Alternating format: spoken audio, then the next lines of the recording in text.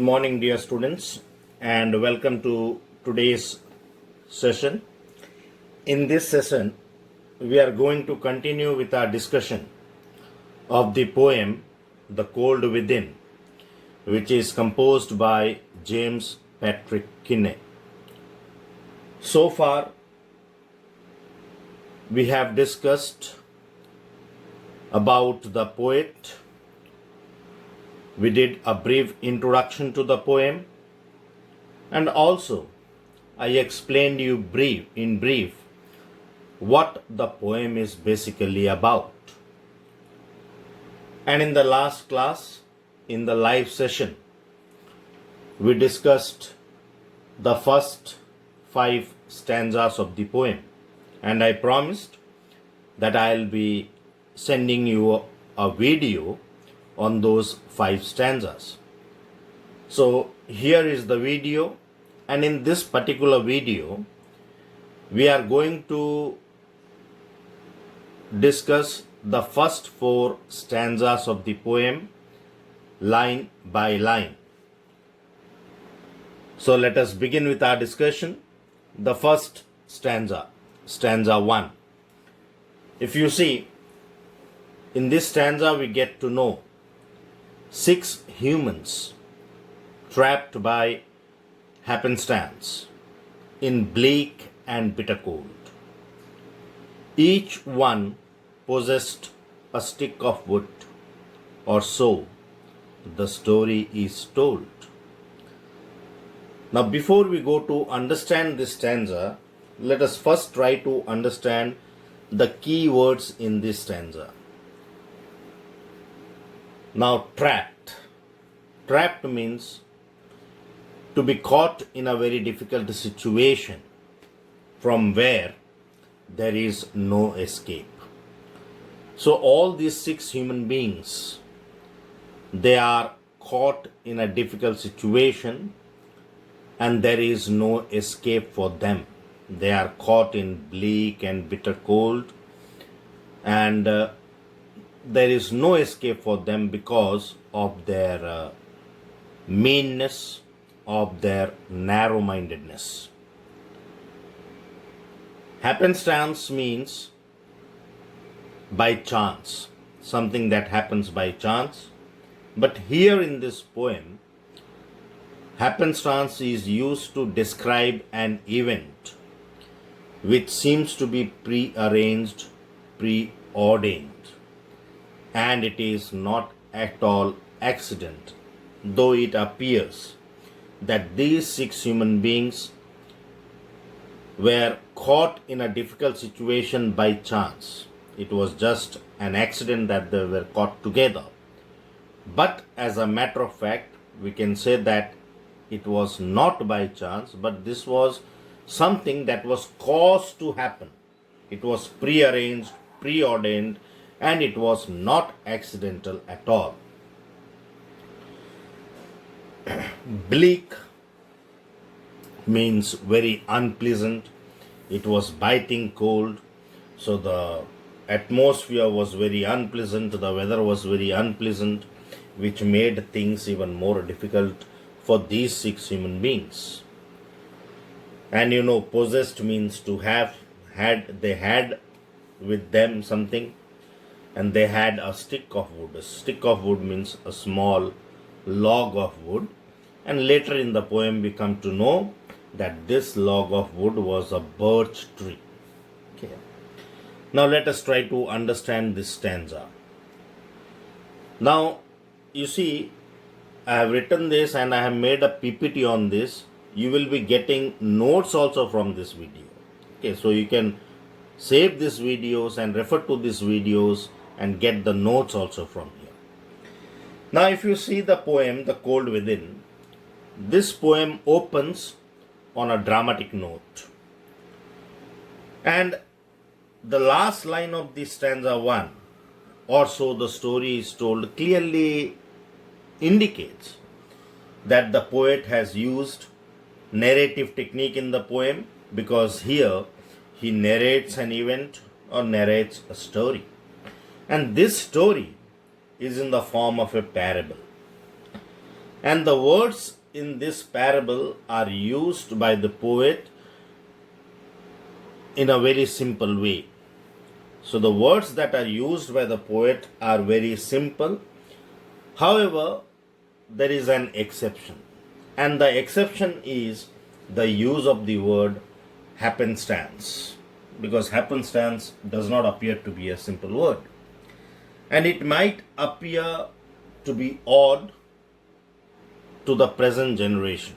That's why the poet has used the word happenstance. The word happenstance is deliberately used here by the poet to suggest that the situation in which these 6 human beings have been trapped is preordained, is prearranged, even though it appears to be accidental. And there is no escape for these 6 humans from that situation. So it attracts our attention at once by the peculiar use of diction, use of words. The poet says that 6 humans get trapped by chance in a very bitter cold. Now, what is interesting here to note is that the poet makes use of humans and not people to refer to all human beings. Thus, the 6 humans referred to in the poem, they are not 6 individuals, but they are representatives of the different sections of human society. So we can say that they are representative characters. And the line, 6 humans trapped by happenstance, should be read very carefully. Though the 6 persons described in the first stanza were together in a situation which seems to have been arranged, even though it appears to be accident. That is why the poet has used the word happenstance, which means that it is an event that is prearranged. The 6 persons introduced in the first stanza of the poem were thus in a situation from where there was no escape for them. They were sitting near the fire, which was fast dying out. Each of these 6 individuals possessed a stick of wood. And this is how the story begins. This is how the story is told. We later realize in the poem that the stick that each one of them had in their hand is the symbol of human sin. Try to understand this, that how the stick becomes the symbol of human sin. It becomes obvious that if logs are added to the dying fire, it will mean helping out someone other than one's own self. So the fire was dying out, and the log of wood that each one of them possessed, if they were ready to give their log of wood, if they were ready to add their log of wood to the dying fire in order to keep it burning, then this action of these individuals would have been indicated that they were ready to help each other and also to help oneself.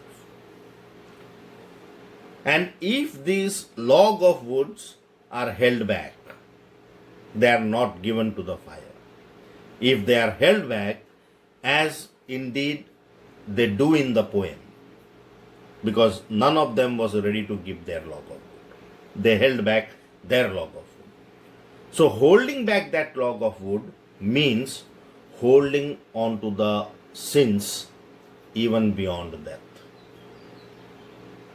Each person's prejudice, like envy, greed, revenge, spite, jealousy, intolerance, is thus symbolically represented by the stick of wood in each hand.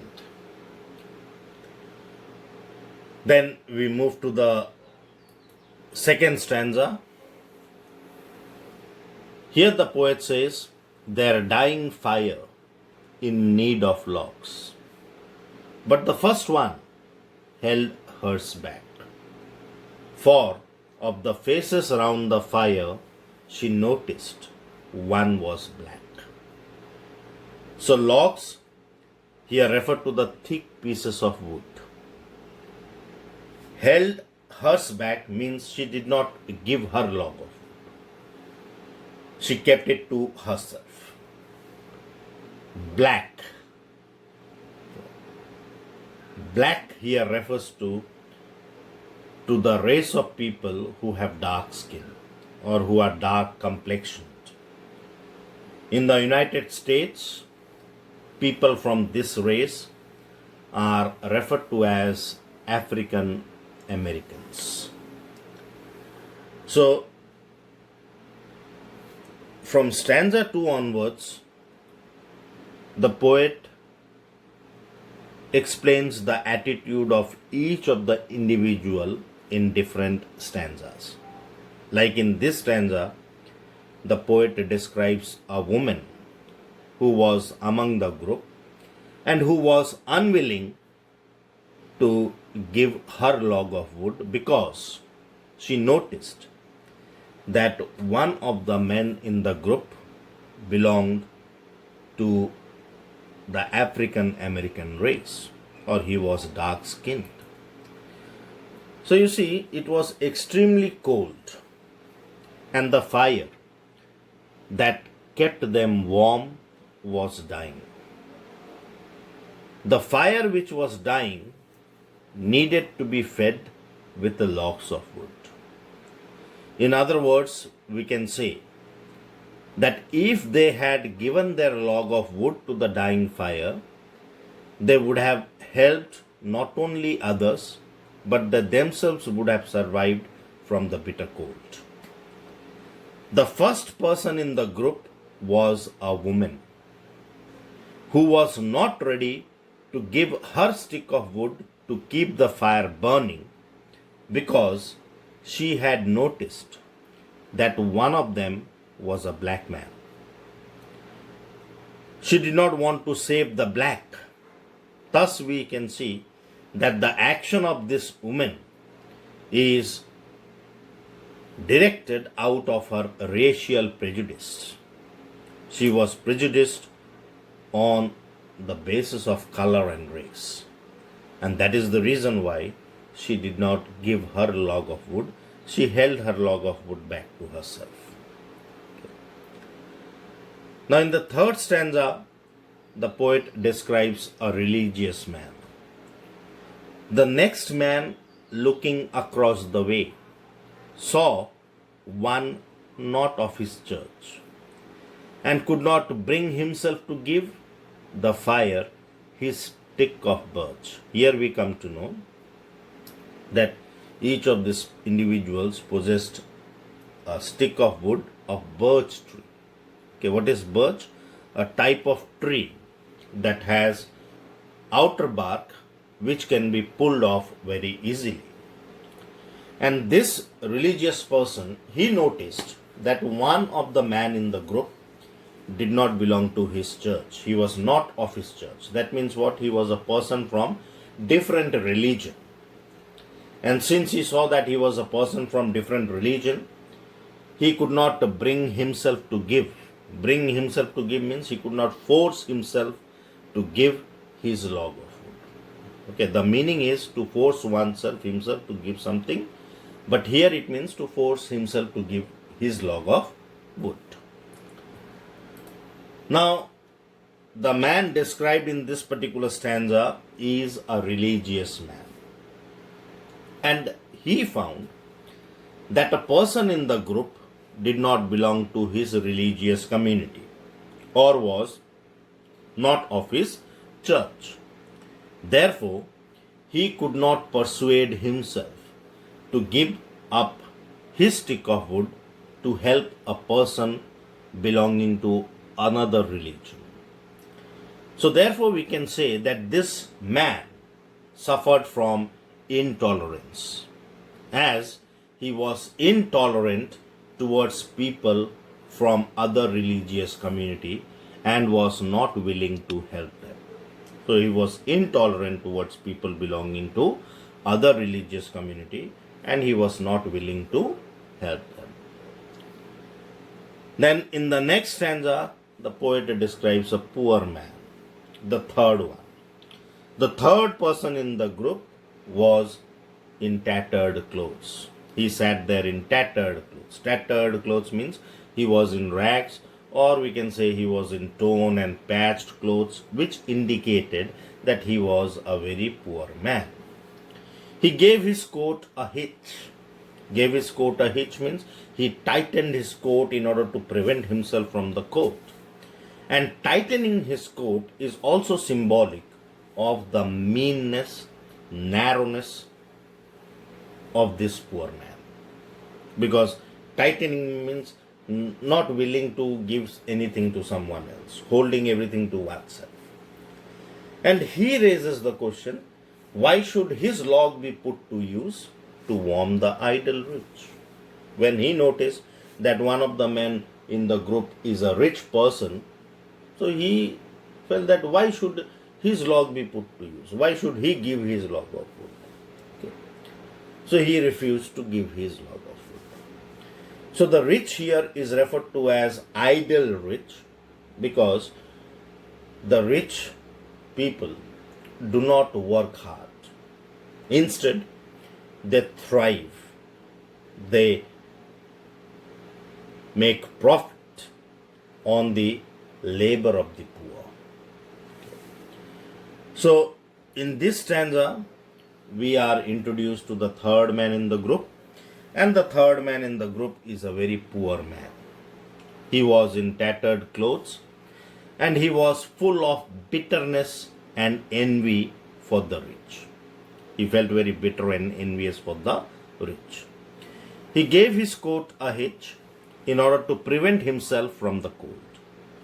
And this act of the poor man is also suggestive of his tightness and meanness, as he wanted to hold everything back to himself. He thought it would be unjust to give what little he had to help others who had more than him. So he always felt that the rich people has enough with him and the poor, they always have very little with them. Okay.